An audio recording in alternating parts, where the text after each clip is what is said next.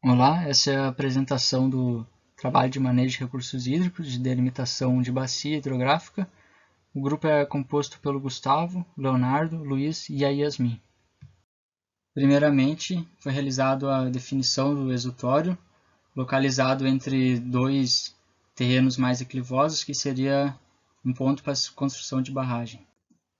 A partir daí, foi realizado a delimitação da bacia hidrográfica de forma manualmente, a partir das curvas de nível disponibilizadas. A partir do uso da ferramenta FieldSyncs, foram originadas duas camadas, uma de MDT para correção de imperfeições, e essa aqui, que demonstra para onde cada pixel do mapa a água ia escorrer. Com o uso da ferramenta Catchment Area e usando o critério do 8 determinístico, foi possível encontrar todos os possíveis rios dentro da bacia, de forma sem critério. Com o uso da ferramenta Upslope Area, foi possível, a partir do ponto do exutório, delimitar a bacia de forma automaticamente, utilizando os dados do relevo. Aqui está uma comparação da delimitação da bacia. A linha vermelha foi a delimitada manualmente, e a azul, um dado matricial ainda, foi a delimitada automaticamente. Então dá para se perceber a semelhança.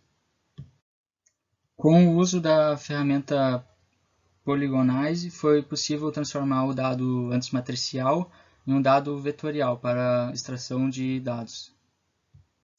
Como já se delimitou a bacia de forma automaticamente, pode-se usar a ferramenta de cortar o raster com um polígono e só utilizar a área da bacia que será utilizada para os cálculos. Então, como já se recortou a área da bacia hidrográfica delimitada, se excluiu as áreas vizinhas e só se manteve a área da bacia para cálculos futuros. Novamente, então, se utilizou a ferramenta Catchment Area e se calculou apenas a área dentro da bacia, mostrando todos os rios possíveis que se encontram dentro da área. Configurando-se a camada do Catchment Area, se utilizou somente áreas com acumulação maiores que 150 mil metros quadrados, 15 hectares, e que receberam cor azul, delimitando os rios que recebem a acumulação de água. Com o uso então da ferramenta EveryDrain, foi possível usar o ponto mais distante do exutório e até o ponto do exutório e transformar numa camada, que se configurou como o rio principal da bacia. Com a ferramenta então Profiles from Lines, se utilizou o rio principal da bacia para a definição da declividade. Nessa parte mais escura, foi aqui aumentada no lado, foi inserido vários pontos a cada 20 metros para estabelecimento da declividade. Ao usar a ferramenta Maximum Flow Pathlength, se conseguiu encontrar o tempo necessário para cada ponto na bacia chegar até o ponto desutório. Percebe que as áreas mais escuras levam menos tempo e assim que vai ficando mais claro demora mais tempo. Com isso, alterando as propriedades da camada, conseguiu-se encontrar o ponto mais alto, que fica em torno de 813 metros de altura. Utilizando-se então novamente a ferramenta EveryDrain, se utilizou o ponto mais distante encontrado e se delimitou a distância percorrida até o exutório. Aqui então se inicia a parte dos cálculos. Tanto a área da bacia quanto o comprimento Talveg, que seria o comprimento do rio principal, foram extraídos a partir da tabela de atributos. Então a área da bacia ficou em torno de 9,7 km² e o comprimento do rio principal em torno de 4,7 km.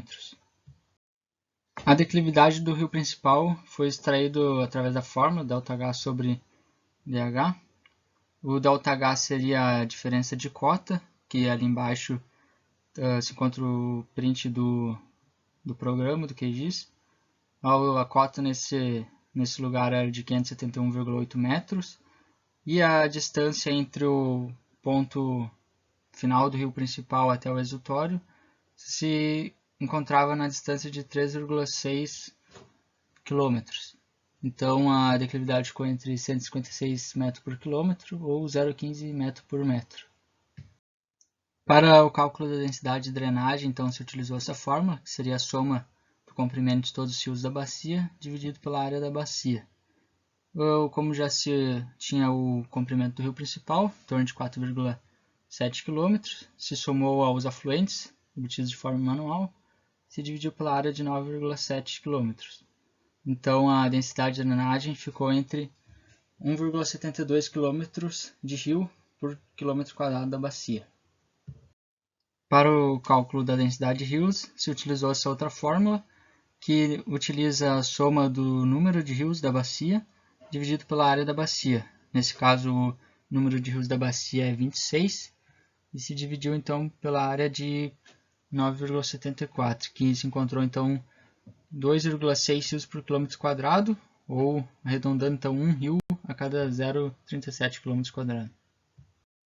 Então, para o cálculo de coeficiente de compacidade, se utilizou essa outra fórmula, em que utiliza o perímetro da bacia e a área da bacia. O perímetro da bacia, então, se encontra em torno de 16,9 km e a raiz da área em torno de 3,12. Então, se achou um coeficiente de compacidade de 1,52. Para o cálculo da hierarquia fluvial, então, foi-se denominando cada rio da bacia de forma manual. Então, todos os rios aqui, os primeiros de primeira ordem, até a junção e formar um de segunda. Com a junção de dois rios de segunda ordem, se formou um de terceira. Continuando em direção ao exutório, foram somando-se rios de primeira ordem, que não alteraram o rio principal, e um rio de segunda ordem, então que também não mudou a ordem do rio principal. Por fim, o rio principal se considerou como um rio de terceira ordem. Para o cálculo do tempo de concentração, então, se utilizou essa fórmula aqui, que considera bacias maiores que 2 km², que é a bacia em questão. Então, o comprimento do ponto mais distante da bacia, que se encontra em torno de 5,4 km, e utilizou-se a declividade média, que também já foi encontrada. O tempo de concentração, então, ficou em torno de 54,46 minutos, que é o tempo então do ponto mais distante da bacia, leva para chegar até o exutório estabelecido. A partir dos dados matriciais então encontrados antes, foi possível calcular a curva hipossométrica da bacia. Aqui então demonstra a distribuição da área total da bacia e a respectiva altura. Para isso foi utilizado esse outro gráfico aqui, que compara a porcentagem. Então, é possível notar que 20% da bacia se encontra em camadas em alturas mais altas e bem declivosas. Entanto, a parte mais central da bacia é possível ver que há uma região mais plana, possivelmente para a instalação da barragem. Por fim, a partir do estabelecimento do comprimento do rio principal, foi possível encontrar a cota e é possível notar então que as maiores altitudes do rio foram encontradas na cabeceira, ou seja, consequentemente declividades maiores, enquanto que mais em direção ao final, em direção ao exutório, foram encontradas regiões mais planas em que o rio passava.